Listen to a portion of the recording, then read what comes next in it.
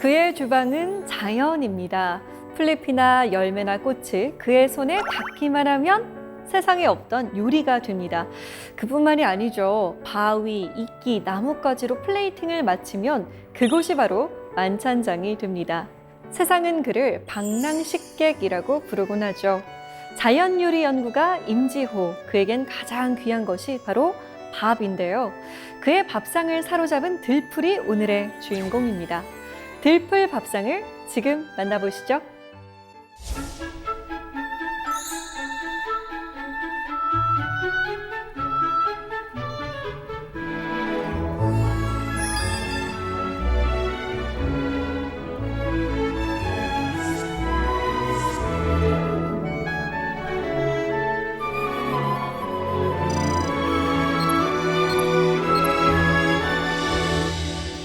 네, 선생님 안녕하세요. 네, 안녕하세요. 반갑습니다. 사실 다큐멘터리를 통해서 자주 뵀었는데 네. 이렇게 뵈니까 신기해요. 사실 저는 그 다큐멘터리에서 그냥 들에 있는 풀로 요리를 하신다는 게 너무너무 놀라웠거든요. 네네. 그 들의 풀은 돈이 안 들잖아요. 아, 약간의 노력. 근데 이렇게 보면서 어떤 풀을 어떻게 쓸지 아시는 걸 보고 너무 그 신기했어요. 오랫동안 하면 돼요. 어... 네, 오랫동안 어릴 때부터 이렇게 어릴 때 아버지가 그다음에 누나가 이렇게 동네 사람들이 할머니들이 하는 거 이렇게 보고 네. 이게 또 이 기억력이 좋아서 하나도 안 잊어버려요. 그게 다 메모리가 돼 있어요. 네. 내가 정작 하려고 할 때 그게 좋은 재료가 되고 아주 그 되게 막 그 어떤 소재가 한계가 있는 게 아니라 네. 무한대로 진짜. 네, 굉장히 다양하게 네. 내가 원하는 건 다 얻을 수 있어요. 그래서 들판이 너무 좋아요. 임지우 선생님의 아주 특별한 밥상 저희가 지금 먹어보곤 싶지만 그럴 수 없으니까 눈으로라도 한번 맛보고 귀로라도 한번 들어보고 싶은데요. 오늘 강연 잘 부탁드립니다. 네, 감사합니다.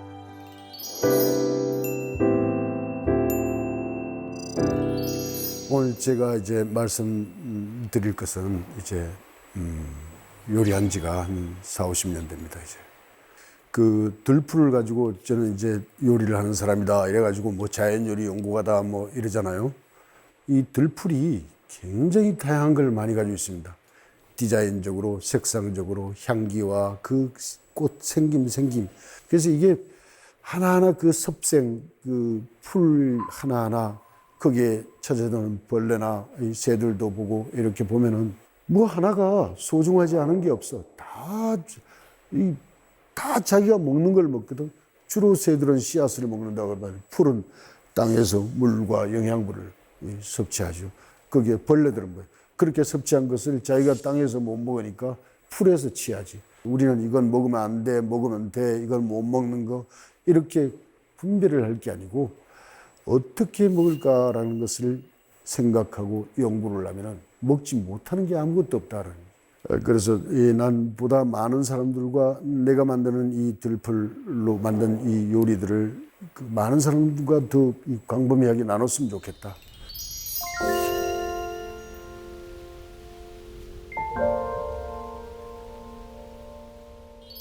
들풀이 그냥 들풀이 아니라 들, 바다, 산 굉장히 다양하게 이렇게 딱 있단 말이에요. 그리고 그 풀들이 우리가 높은 데 사는 사람, 좋아서 사는 사람, 낮은 데 좋아서 사는 사람 마찬가지예요. 풀도 자기가 좋아하는 고도가 있어요. 그 높이와 그 물 흐름, 물 빠짐 이런 거에 따라 다 자라고 있거든. 근데 우리는 그것을 우리 몸이 습할 때는 좀 건조한 양명한 곳에서 자라는 풀들을 이용하고 우리가 좀 너무 건조할 때는 또 습기가 많은 데서 자라는 풀들을 먹고 그것을 몸이 아플 때는 치료약으로 쓰고 그냥 평범할 때는 아프지 않게 건강을 지켜주는 이 밥으로 이렇게 했단 말이에요. 뿌리 그러면 우리가 일반적으로 알고 있는 게 뿌리는 우리 인체에 어떤 역할을 하는가? 바로 근골을 튼튼하게 한다. 뼈에 가장 유익하다. 그럼 그러한 뿌리로 우리가 쉽게 만나볼 수 있는 게 뭔가? 이 첫째, 쓴맛이 나는 것들은 쓴바기 뿌리, 고들빼기 뭐 이런 것들, 이 뿌리 식품, 그 다음에 더덕, 도라지, 그 다음에 연근, 우엉, 무, 배추 뿌리 뭐 이런 게 있죠. 지층계 뿌리, 뭐 그다음에 그 엉겅퀴 뿌리 이런 것들이 다 필요합니다. 그 다 필요하고 그 방법들은 두드려 가지고 더덕 같은 거는 두드려서 그냥 묻혀서 이렇게 고추장 양념해 가지고 불에 반드시 구워야 된다. 왜냐하면 안 그러면은 기가 넘쳐서 오히려 해가 될 수 있다라는. 그래서 어른들이 항상 숯불에다가 더덕 같은 거 이렇게 구워서 드시거든. 뿌리가 근골만 좋게 하는 게 아니고 폐도 좋게 만들어요. 폐가 튼튼해야 뼈가 튼튼해. 장이 튼튼해야 뼈가 튼튼해. 뿌리는 그 근원을 이야기하는 거기 때문에 잘 자란 뿌리는 수족에 좋고 몸통은 이 장기에 좋아. 이 몸통에 좋아요. 이게 이제 보상의학이지. 잘 자란 뿌리를 버리지 말라. 삶도 마찬가지고 모든 뿌리에 잘 자란 뿌리는 수족에 좋다. 이게 보상의학이에요. 이 잘 자란 뿌리가 하나가 자라기 위해서 위에 햇볕을 보는 잎이 또 가지가 하나 자랍니다. 요게 뿌리가 가지가 요만큼 자라면 뿌리도 요만큼 같이 자라요. 일체일체. 뿌리와 이 위의 것이 다르지 않다. 우리가 그 잎 그러면 이제 쌈을 싸 먹는단 말이에요. 호박잎도 있지, 우엉잎도 있지, 모위잎도 있지, 이런 쌈을 싸 먹어. 쌈 뭐냐? 복을 싸 먹는다고 그러지. 그건 병풍나물이 있어요. 이건 야생으로 자라는 게 조건이 좋은데 뭐 막 이렇게 커, 이렇게 크네. 이걸 쌈을 싸 먹는다고 생각을 해봐요. 이게 단순히 어릴 때는 쌈을 싸 먹고 크면은 묵나물을 해요. 또 피마저 나물도 있지. 피마저잎. 피마저는 변비가 심할 때 설사약으로는 최고예요. 피마저 기름이. 근데 옛날엔 그렇게 쓰기도 했지만 피마저는 정월대보름에 이렇게 나물 먹을 때 피마저 잎이 꼭 들어가지. 쌓여있던 거를 배출해내는 역할을 하는 거예요. 겨우내에 쌓여있던 거를. 이 지상에서 나는 풀만 저러냐. 바다에서 나는 거다. 곰피회, 대왕회, 뭐 그다음에 미역에, 다시마에 이거 전부 잎이에요. 그러니까 이 다양하게 많은 잎들은 많은 것을 포용하고 있고 담아서 주려고 하는 거예요. 잎은 수족과 같은 도구다 보면 돼. 수족과 같은 도구다. 이게 잎이 광합성을 해서 뿌리로 영양소를 끊임없이 모아주고 몸집을 키워내는 역할이에요. 계속 잘라내도 또 자라고 잘라내도 또 자라고. 그게 뭐냐? 그리고 겨울이 되면은 그게 다 멈춰버리고 뿌리는 다시 월동을 하지. 죽은 게 아니고 보이지 않는다고 죽은 게 아니고. 연 같은 경우도 여름에 이제 지나면서 연꽃이 피고 나서 다 이제 연자방이 생기고 끝났어. 근데 뿌리를 딱 들어가 보니까 다음 해에 필 꽃이 맺어 있어요. 그러면 그게 끝이야. 봄에 갑자기 만들어지는 게 아니에요. 이미 가을에 꽃이 지고 나서 다시 내년 봄에 피울 꽃을 맺혀져 있어요.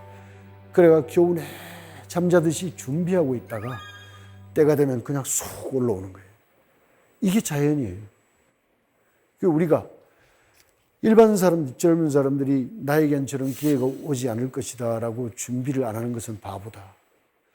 나에게도 항상 저런 내가 원하는, 내가 막 우러러보는 이런 것들이 올 수 있다라는 전제하에 준비하라. 마치 연이 꽃이 지고 나서 그 다음에 연을 맺어서 딱 품고 있듯이. 그러면 기회가 안 온다라고 해서 준비를 안 해버리면은 거기가 끝인데 올 것이라는 전제하에 준비하면 안 와도 괜찮다. 전제하에 준비를 하면은 그만큼 성장되어 있다. 이게 잎이 가지고 있는 힘이기도 해요.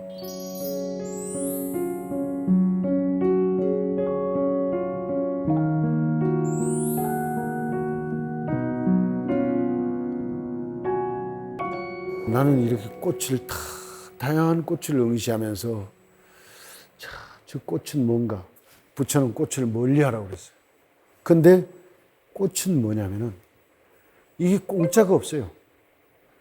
꽃은 스스로가 이렇게 이세를 만들지 못하잖아. 교비를 못해. 그러니까 이 곤충의 힘을 빌려서 하는데 그 단순한 노동력을 빌리는 게 아니고 반드시 대가를 지불해.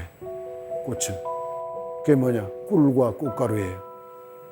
꿀과 꽃가루를 준비해서 여기저기 이렇게 옮겨다니면서 이게 서로 이렇게 해서 다시 좋은 씨앗이 맺힐 수 있도록 이 노력을 해주는 대가로 꿀과 꽃가루를 주는 거예요. 꽃의 쓰임은 여러 가지고 컬러도 굉장히 다르고 향기도 다르고 막, 예? 그다음에 피어나는 절기도 겨울에도 피는 게 있고 여름, 가을, 겨울 이렇게 사계절이 다 다양하게 있어요. 근데 이 꽃은 먹는 것도 있고 못 먹는 것도 있고, 만약에 이제 우리가 라일락은 굉장히 좋은 향기를 가지고 있는데 먹으면 안 돼, 죽어. 엄청나게 써요. 근데 향기는 기가 막히잖아요. 예, 그것은 향기로 먹는 것이다. 근데 아카시아 꽃 같은 경우, 아카시아도 향기가 굉장히 좋지. 요즘은 뭐 그걸 떠서 그게 너무나 흔하니까 귀한 줄 몰라. 근데 사실 아카시아도 되게 좋아요. 그 자체를 튀김을 해도 되고, 그것을 뭐 말렸다가 아니면은 그걸 그냥 볶아가지고 말려야 돼. 볶아서 쪄서 말리고 막 계속 해가지고 이걸로 떡을 해도 되고 뭐 할 게 뭐 다양하게 많지.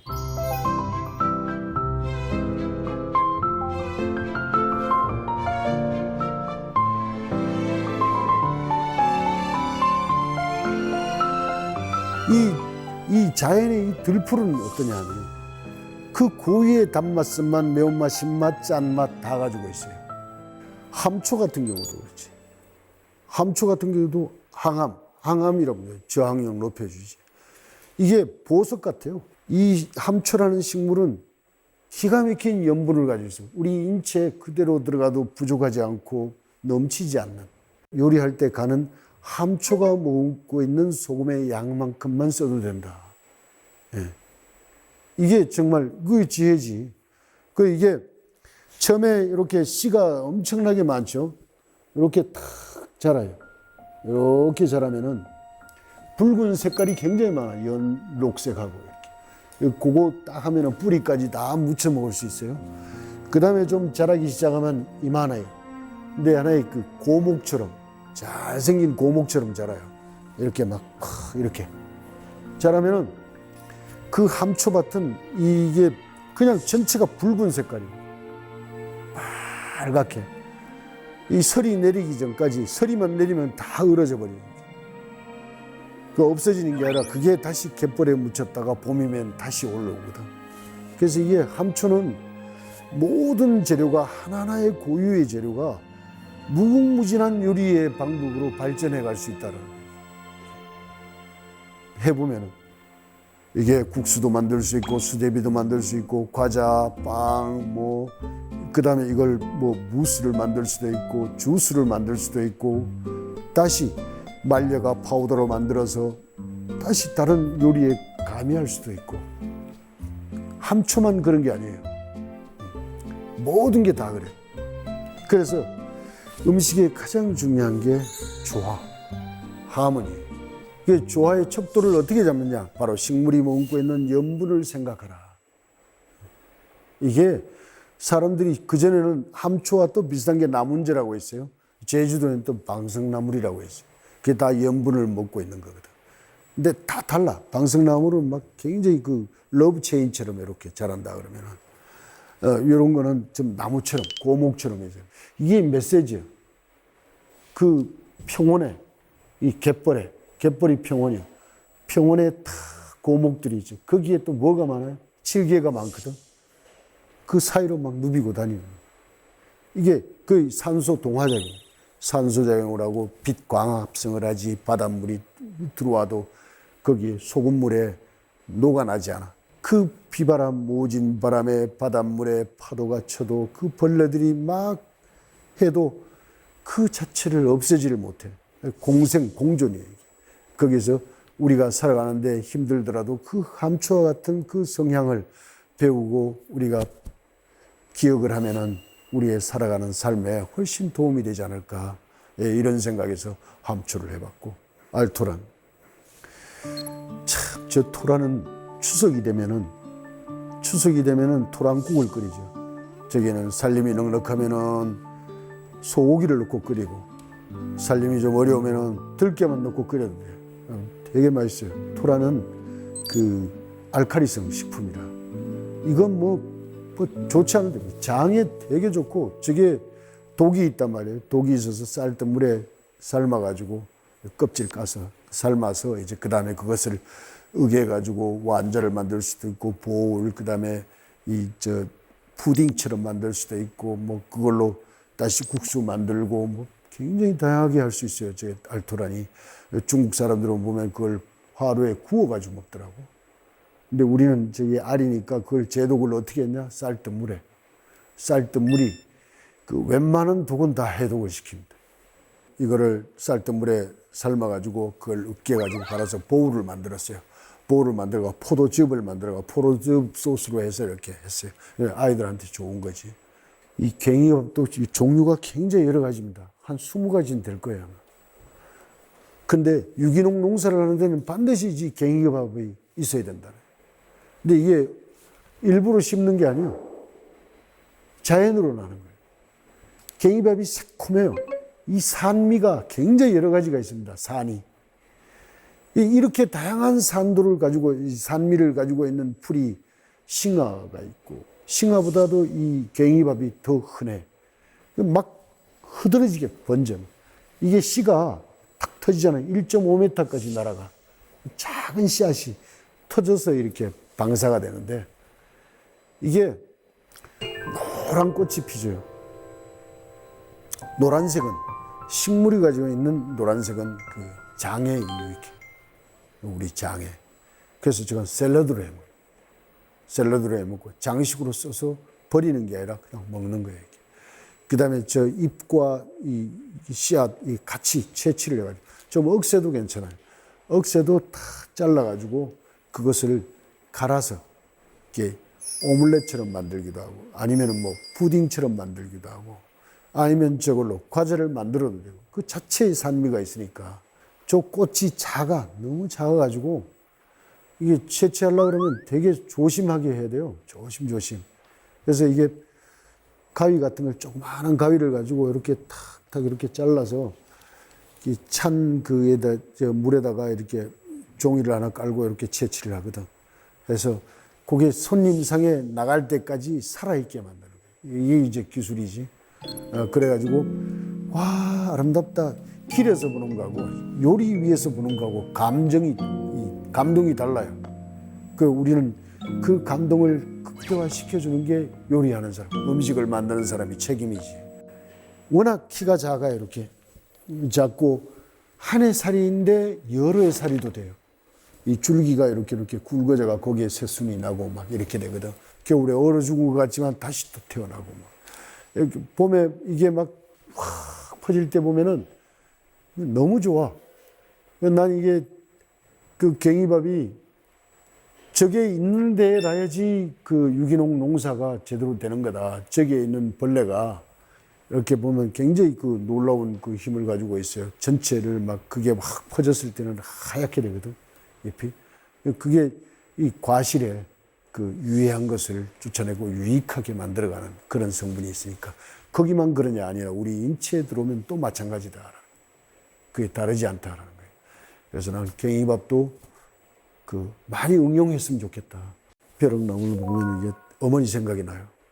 왜냐, 그분은 비린 것도 드시지 못하고 그 부고와 유일하게 먹는 게 저 벼룩나물이, 저거는 나락을 비고 나서도 있고 봄에도 있습니다. 나락을 비고 빈자리에 저게 탁 자라기도 하고, 겨울을 나고 나서 그 졸졸 흐르는 물에 다시 저게 또 막 자라거든. 그것만 보면 어머니 생각이 나서 많이 뜯어다 드렸어요.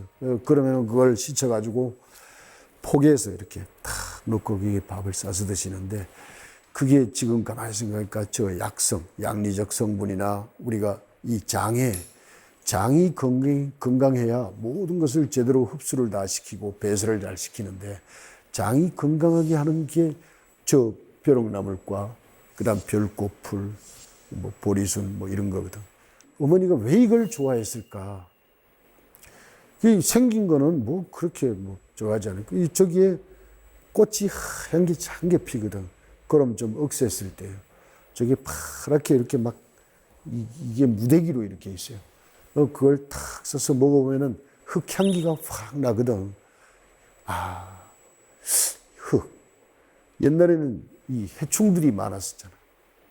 그런 사람들이 또 막 흙을 집어 먹고 그랬더니 장에 건강하기 위해서 나쁜 것을 몰아내고 그것을 건강하고 순환을 좋게 하기 위한 최고의 재료다. 그럼 저 벼룩나물은 슈퍼 같은 데 없습니다. 들판, 논으로 나가야 돼요. 논두렁이나 물 흐르는 데로 보면은 지천에 널려 있습니다. 그냥. 이 사람이 만들어 놓은 그 채소하고 자연이 키워놓은 채소는 그 성분과 질이 달라요. 그래서 될 수 있는 대로 바빠서 어쩔 수 없어서 사 먹을 수밖에 없지만 그러나 시간이 나면 들판으로 돌아다니면서 저 풀들의 이 생태, 섭생 이런 것들을 가지고 우리가 밥상에 올려서 자연과 하나의 동화가 되는, 자연과 내가 따로 아니라 이 자연의 들풀들이 나를 유익하게 하고 건강하게 하고 그 도우면 도우지 해가 되지 않는다는, 저건 식중독이 일어날 일도 없어요. 이 풀들이. 그리고 무슨 뭐 지방이 쌓이거나 이런 것도 없고 그야말로 저항력을 높여주고 재생 능력이 굉장히 뛰어나요. 그래서 난 벼룩나물이 그래서 어머니 생각에서도 그렇고 이 우리에게 유익함을 주기 위해서도 되게 좋다. 첫째, 돈이 들지 않는다. 그럼에도 불구하고 돈을 많이 쏟는 것보다 더 좋다. 그래서 많이 활용했으면 좋겠다라는 생각으로 벼룩나물을 선택했어요. 선생님, 그런데 들풀이라고 하셨지만 사실 잡초 아닌가요? 예, 일반 사람들이 잡초라고 하죠. 예, 잡초라고 하는데 그 고유의 이름이 다 있습니다.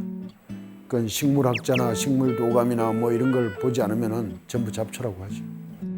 저희 눈에는 다 똑같아 보이거든요. 어떻게 보면은 먹을 수 있는 것과 먹을 수 없는 것은 어떻게 구별하면 좋을까요? 이제 들풀에 대해서 공부를 좀 하셔야 될 거예요. 우선은. 그리고 익숙한 것부터 이제 그 방법이나 경험을 해보는 거예요. 저 같은 경우는 다 뜯어 먹어봤어요. 우선은 그런 걸 접하지 않았으니까 전부 잡초고 뭐 이게 마당에도 보면은 이 정원을 가지고 있는 사람들 막 자기가 모른다고 해서 다 뜯어가 버리거든. 잡초라고 해서 네. 잔디만 키우고. 네, 맞아요. 예. 근데 사실 그 사이사이에도 좋은 게 되게 많거든. 한 끼의 반찬이 될 수도 있고 우리가 그냥 이래 스쳐가면서 이름도 모르고 그냥 지나가는 거하고 이름을 한번 딱 기억을 하는 거하고 다르잖아요. 네. 마찬가지예요. 그건 좀 더 깊이 그 식물이 가지고 있는 것을 더 가까이 가보고 접근을 해서 나에게 유익하게 만들어 먹는 방법을 익히는 거. 공부 이렇게 하나하나 알아가야 돼. 지친게 먹어봤어요? 아나운서는? 아니요. 사실 저는 지친개라는 단어도 처음 들어봤습니다, 오늘. 그 고향이 도시예요? 네. 네네. 도시라서 아마 그럴 수도 있는데 도시에도 지친개라고 있어요. 없는 데가 없습니다. 세멘트 갈라진 사이에도 나오고 그러는 민들레처럼 생명력이 되게 강해요. 근데 이 지친개가 그 생명력이 많고 우리 주변에 많이 나는 것들은 그만큼 많이 먹으라는 메시지거든. 근데 사람들이 그걸 몰라. 그냥 무시를 해. 그냥 무시하고 그걸 자기 밥상에 올려서 이게 그 나를 지켜주는 것이다라는 생각이 없어요. 그냥 그 자기가 좋아하는 것만 거기에만 딱 가서 그냥 먹는데 사실 밥상은 다양한 실험의 장소이고 그 다음에 우리를 온전하게 지켜주는 방법을 제시해주고 또 거기에서 우리가 필요로 하는 영양소를 다 갖추고 있어요. 그래서 나는 저 지친개는 그 뭐 아무리 이렇게 먹어도 부족하지 않아. 넘쳐나요. 우리 전 국민이 다 먹어도. 엉겅퀴도 마찬가지예요. 엉겅퀴도 굉장히 많은데 서양에서도 해독제로 쓰고 우리나라에서도 마찬가지예요. 엉겅퀴에는 가시가 있어서 이제 그냥 나물로 쓰기는 저가니까 일단 채취를 해가지고 불에다 다 이렇게 태워요. 가시를 다 태운 다음에 다시 삶아가지고 해장국 끓이면 저 기가 막힙니다. 강력한 해독제다. 간의 독을 풀어주는 그런 역할을 하거든. 그래서 저 지친 개가 뭐 아무리 그 잡초라고 뽑아내고 막 그냥 약을 뿌리고 그래도 납니다. 수없이 농약을 갖다 뿌리는데 그거 어리석은 거예요. 그걸 상품으로 만들어야지. 응. 그러니까 이게 전에는 익숙하게 왔는데 어려울 때 익숙했던 것은 살림이 풍족해지면은 하찮게 생각해. 그게 자기를 지켜주고 거기까지 올려놓은 줄 몰라. 끌어올려놓은 줄. 근데 어떻게 다 아시는 거예요? 이건 먹어도 되는 건지 안 먹어도 되는 건지. 네네. 저는 어릴 때부터 훈련했습니다. 어릴 때부터요? 예. 살림이 가난해서 그 풀 뜯어서 먹을 수밖에 없는 그런 환경. 그래서 그 훈련이 돼 있고 길들여 돼 있어서 저는 자연스러운데 도시 생활한 사람들은 그렇지 않을 수 있어요. 그런데 왜 이게 필요한가? 바로 이것은 너무나 귀중하고 그 좋은 거를 많이 가지고 있기 때문에 그것을 기회를 놓쳐버리는 거예요. 뭐든지 먹어봐라. 이거를 들풀 막 이런 거를 먹다가 이것을 미국에 가서 푸드아트라는 잡지 회장을 밥해 줄 계기가 됐어요. 가지고 어떻게 했는지 알아요? 그 센트럴파크 있잖아요. 네. 새벽에 주머니 많은 잠바 입고 가가지고 거기 온갖 풀 뜯어다가 주머니에 다 집어넣어. 걸리면 벌금 무니까. 예. 그래가지고 그걸로 디너를 해줬어요. 12명. 들풀 밥상에. 그래 해줬더니 다 공유해. 3개가 다. 이 사람들은 뭐 우리나라의 밀전병처럼 뭐 그것도 비슷하게 그렇게 만들어 먹기도 하고 그걸 튀겨서 먹기도 하고 이러죠. 그러니까 그 사람들을 해줬더니 그 사람들 얘기가 먹고 나서 아무 말이 없는 거예요. 그래서 맛이 없었나? 그러고 말했거든. 네. 그랬더니 불러. 그래가 딱 갔어요. 프랑스 사람인데 노인이에요. 80이 넘은 것 같아요. 근데 12명이에요. 그 푸드 아트에 같이 있는 사람, 외교관하고 뭐 다 같이 있으니까. 딱 내가 이제 갔거든요. 갔더니 오늘 프랑스가 2차 대전이 끝나고 최고의 셰프가 있었는데 오늘 그 셰프를 만난 것 같다. 그 다음에 어떤 거는 그것을 능가하는 것도 발견했다. 이렇게 막 극찬을 했어요. 그래가 들풀이 세계에서도 먹히는구만. 그래서 이게 그 아티초크나 뭐 이런 특수 재료들은 비싸가지고 있는 사람들만 먹잖아요. 근데 이 들풀들은 굉장히 험하고 거칠고 막 그렇지만 그것보다도 엄청난 걸 가지고 있습니다. 드러내지 않았다고 해서 없는 게 아니라 찾으면 찾을수록 귀한 것들이 발견이 되는 거예요. 아직 없다라고 하는 것은 아직 발견을 못했을 뿐이야. 없는 게 아니에요. 무궁무진하게 있어요. 그 보고예요. 이 식물은.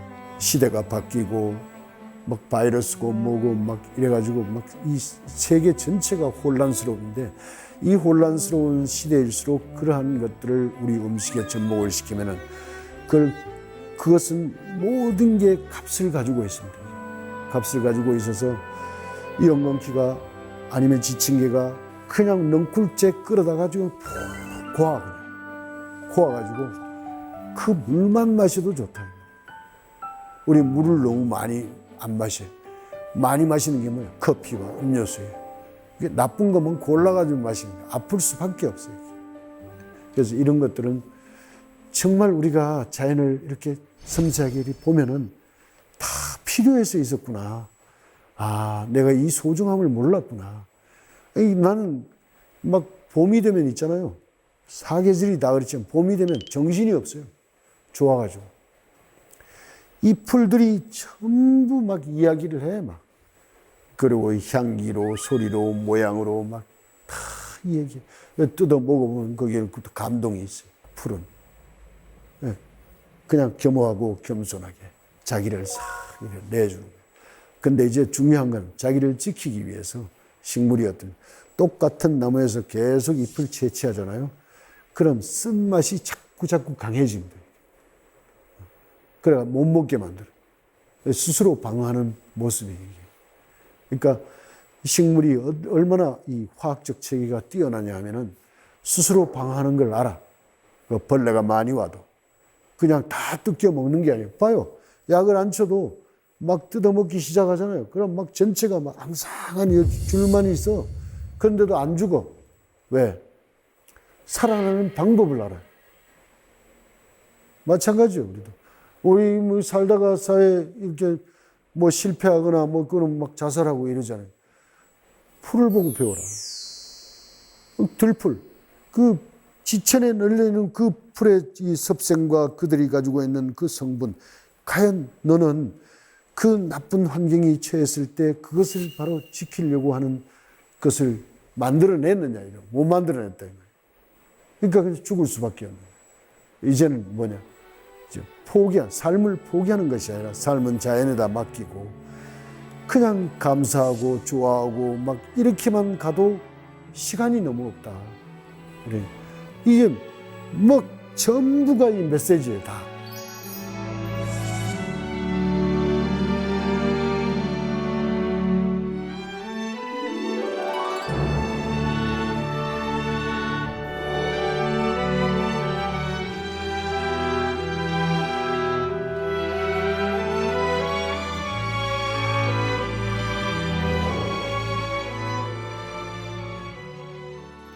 나는 그 태어나고 큰 이 시간이 자라는 환경이나 이런 게 완전히 다릅니다. 일반 사람들하고. 이제 다른데 어머니가 3분 계시지. 나를 낳아준 분은 계속 키우지 못하는 형편이 돼서 미안하고 또 길러준 어머니는 당신 자식이 아니라고 제대로 욕도 제대로 못 해보고 제대로 때려보지도 못했어요. 때리면 누가 지 자식이 아니라고 저렇게 구박한다고 그러고 이런 소리를 듣게 했어요. 그게 수물이 돼서 어머니가 딱 돌아가실 때 장이 꼬이는 거예요. 그렇게 죄송하다. 이게 나는 부모님이라는 그 아버지나 어머니나 특히 어머니에 대해서는 어떻게 이렇게 용서를 구하거나 어떻게 이럴 방법이 없어요. 그래서 그걸 쭉 이렇게 이어오다가 나 이번 인생에 음식으로 걸어야 되겠다 하는 거냐. 이 음식이라는 내 노동을 통해서 자연에 있는 것을 그대로 다 해서 내가 원하는 대로 만들어서 이렇게 쫙 펼치면 그 생명을 살리는 게 있다. 내가 열심히 최선을 다해서 잘 살아야 하는 이유는 뭐냐. 바로 그런 어머니들의 눈물값을 해야 되기 때문이다. 한 분도 아니고 3분이나. 그래서 나는 죄송한 것밖에 없고 그 죄송함이 사무쳐서 펼쳐나온 게 음식이에요. 그리고 그분들이 해먹었던 소박한 그 호박죽 하나도 별식이라고 끓여줬던 그 어머니의 모습을 나는 잊지 않는다.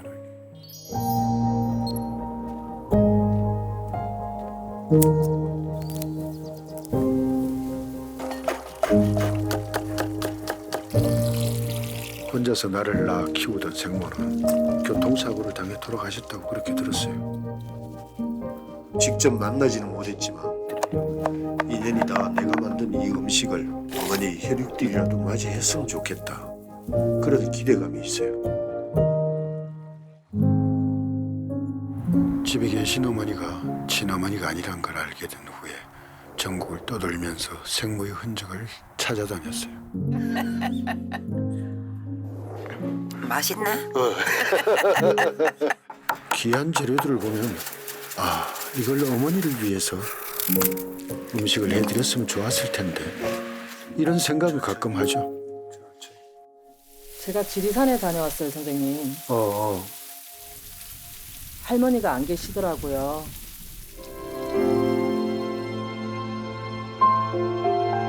만나겠지. 혹은 나도 모르게 지나갔겠지. 이런 생각들이 계속 반복돼요. 내가 나 자신에게 묻고 싶은 게 넌 어머니를 향한 그리움의 이 여행을 언제 끝낼 수 있을 것인가? 그건 나도 궁금해.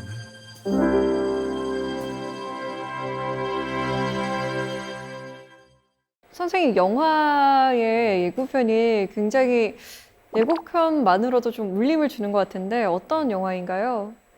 사실 막 그리워하고 기다려지고 궁금해서 또 찾아 나서고 뭐 이러한 일정들이 이게 단순히 뭐 이렇게 짧게 만든 게 아니라 이게 10년의 기록이라고 하는 거예요, 이게. 예, 내 얘기를 듣고 그것을 계속 기록하다 보니까 이렇게 영화가 만들어졌는데 어머니에 대한 죄송함, 그 다음에 또 내가 전국을 또 돌아다니면서 많은 사람들에게 음식을 했던 부분도 혹시나 어머니를 만날 수 있을까, 어머니 혈육이라도 만나서 내 음식을 드시게 됐을까, 뭐 이러한 기대감, 그게 60년이 걸렸어요. 60년이 걸려서 이제 알았어요. 어머니는, 나에게 있어서 어머니는 자연 전체였다.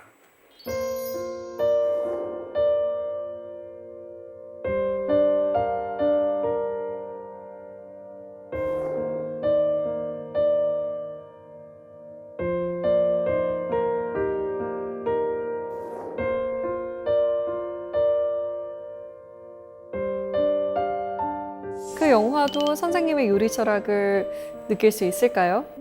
또 좀 다른 건데, 내가 사실 밥 많이 얻어먹기도 했습니다. 예, 굶주린 배를 채워주는 어머니들에 의해서. 네. 그 어머니의 이야기이기도 하고, 이제 나는 이 영화에서 그 어머니가 우리에게 무엇을 줬고, 또 어머니의 밥은 무엇인가. 예.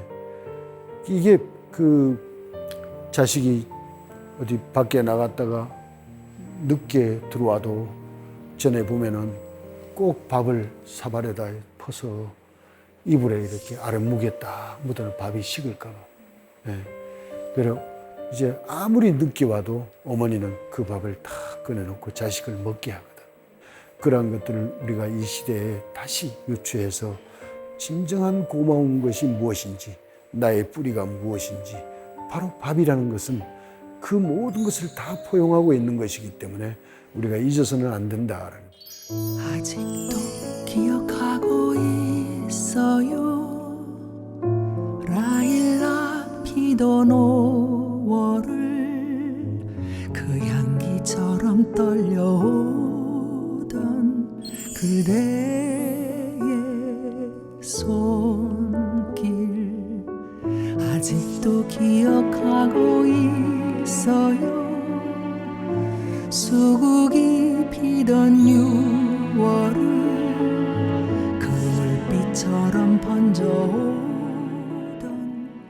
나는 요리의 재료의 특성들을 다 그려봤습니다. 난 왜 이게 스케치 작업을 시작을 했냐면은 이 사람에게는 무엇이 필요할까? 이 궁금증으로 그리기 시작했어요. 그 다음에 이 요리를 어떻게 할까? 이걸로 무슨 요리를 할까? 라는 그 해답은 그 성질을 알아야 돼요. 그래서 그리기 시작했는데 처음에는 이렇게 스케치를 하다 그 다음에 여러 개를 이렇게 딱 자꾸 해보면은 거기에 꼭 필요한 색만 나옵니다.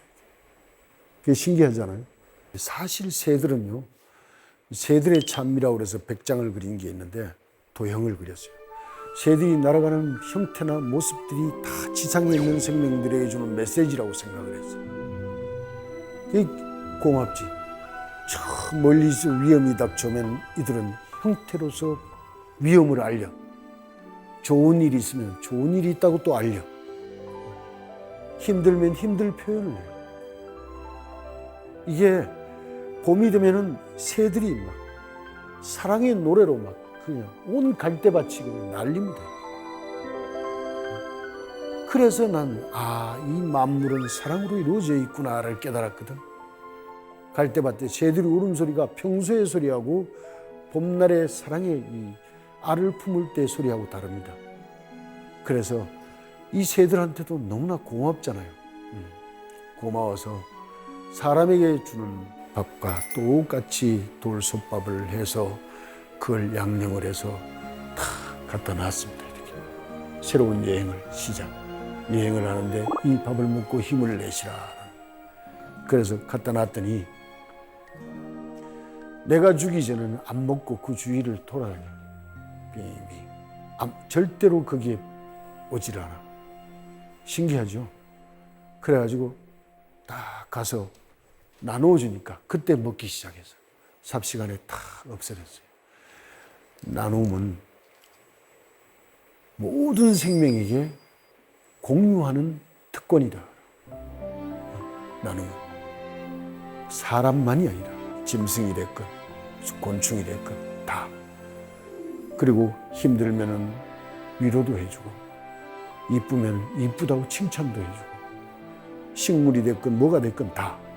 그 칭찬해주고 이뻐해주고 보듬어주고 내가 꽃밥을 줬던 것은 바로 그러한 생명의 높고 낮음이 없고 너 나 분별이 없다. 모든 것이 소중하다. 모든 생명은 애달지 않은 게 없죠. 다 누군가 기다리고 있고 무엇인가 기다리고 있어. 그런데 우리가 조금이나마 힘이 되고 서로가 나눌 수 있다라면 그게 얼마나 좋을까라는 생각. 그것을 행동으로 옮기고 그것을 실천해가는 우리 모두가 되었으면 좋겠다라는 그러한 생각으로 들풀이라는 걸 가지고 그다음에 요리 재료로 쓰임새나 그 쓰는 방법 그런 것들을 가지고 여러분들 앞에 서서 이렇게 얘기했습니다. 감사합니다.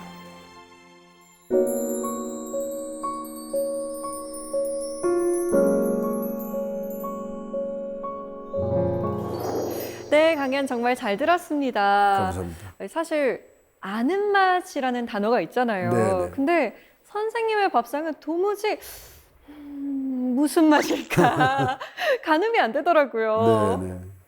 이게 자기 이 눈으로 바라보는 잣대가 또 있잖아요. 네. 확인할 수 없지만 그런데 내가 자연이잖아요. 이 들풀의 밥상 내가 또 만들어내는 것들이 어떤 맛일까라는 그 궁금증은 바로 내가 자연이다라는 것을 깨달으면은 바로 느낄 수 있습니다. 특별하지 않은 특별한 맛이 있고, 특별한데 평범한 게 있고, 네. 그러니까 어떻게 이제 만들어가느냐에 따라서 이제 다른 거죠. 들으면 들을수록 궁금해지는 그 맛 정말 궁금해집니다. 자, 그러면 사색의 공동체 여러분께서 질문을 보내주셨는데 한번 볼게요. 네, 먼저 한지수 씨의 질문입니다. 그림 전시회를 여셨다는 기사를 본 적이 있습니다. 그림과 요리는 어떤 관계가 있나요? 그림 그리실 때도 자연의 음식에서 영감을 받으시는지 궁금합니다. 네, 전시회를 하신 걸로 알고 있는데 네, 요리와 그림 어떤 관계가 있을까요? 네, 사람들이 처음에 제가 이제 그림을 그린다 그러니까 요리사가 왜 요리를 하지? 그림은 또 뭐냐? 저게 외도 아니냐? 이렇게 얘기하는데 네. 사실 그림은 영혼의 쉼터입니다. 내 영혼이 쉬는 곳이에요. 이 식물 재료를 처음에는 재료로 이렇게 보다가 그것이 에너지가 다 있다. 모든 것은. 그래서 그 에너지를 스케치도 하고 막 이러다 보니까 이제 그림으로 발달해서 한 20번 개인전 했거든요. 근데 그 음식은 또 뭐냐? 음식은 생명을 살려가는 이 시간을 온전하게 이렇게 보살펴주고 보듬어주고 지켜주는 그런 역할이거든. 음식이요. 그러면 이 시간 다음에 그 공간이라는 이 영혼의 세계는 바로 그림이 또 이렇게 위안을 해주고 그게 합쳐져서 하나의 완전한 음식으로 돌아가는 거. 이게 보는 걸로만 끝이 아니라 네. 다시 먹는 걸로 이렇게 보면 그냥 식물로 보이는데 나는 그 에너지를 그려서 그걸 보이게 하는 거예요. 다시 그것을 음식으로 디자인하고 맛으로 새롭게 창조해내고 이렇게 하는 작업이거든요. 그래서 그림과 음식은 하나다. 때려야 뗄 수 없는 관계군요. 네, 처음엔 난 배우지도 않아가지고 스케치를 해도 애들 장난하는 것처럼 그렇게 시작을 했어요. 그게 이제 진화해서 네. 이렇게 캔버스로도 가고 막 이렇게 되죠. 자, 그럼 두 번째 질문 받아보겠습니다. 박재곤님의 질문입니다. 어떤 한 분야에서 일가를 이룬다는 것은 참 대단한 일인데요. 요리에 재능이 있으시면서 이 일을 평생 해야겠다고 결심하신 이유가 무엇인지 궁금합니다. 만약 과거로 돌아간다면 요리 말고 이 다른 일을 또 하실 건가요? 저는 이렇게 음식 만드는 게 되게 좋았습니다. 그리고 처음에는 어쩔 수 없이 시작했어요. 의식주 해결할 데가 없어서 네. 어쩔 수 없이 시작했는데 이게 20 정도 되면서 이번 인생에 나는 음식으로 내 모든 것을 써야 되겠다. 이렇게 이제 각오를 하고 음식을 하는데 너무 편해요.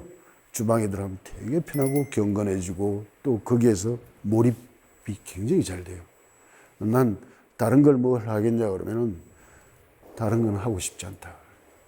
여기에 다 있어요. 그러니까 자기가 지금 어떤 일을 하든가가 중요한 게 아니라 어떻게 하는가가 중요하다.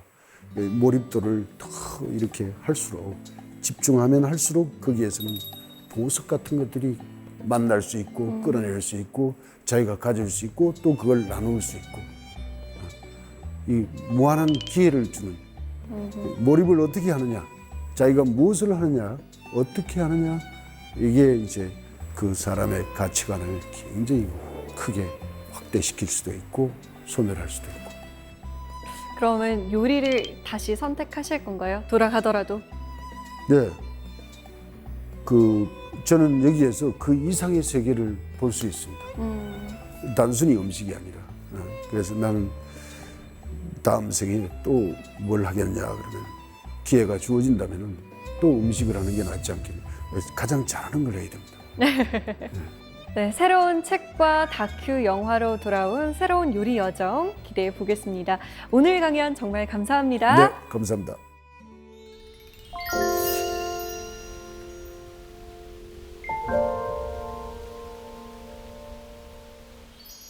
선물 받은 귀한 식재료, 아무리 맛있는 음식이라고 하더라도 지금 먹지 않는다면 냉동고로 직행하게 되죠. 냉동이라곤 하지만 본래의 맛과 향을 잃게 되는데요. 심지어 뭘 냉동시켜 놨는지 까먹는 경우도 굉장히 많잖아요. 그래서인지 집집마다 이 냉동고 관련해서 작은 전쟁이 일어나곤 합니다. 자, 그렇다면 우리의 시선을 냉동고에서 다른 곳으로 돌려보는 건 어떨까요? 바로 신선한 기운을 가득 담고 있는 땅으로 말이죠. 평범한 밥상이 살아나는 기적을 맛볼 수 있지 않을까요? 사색의 공동체 스미다. 저희는 다음 시간에 찾아오겠습니다.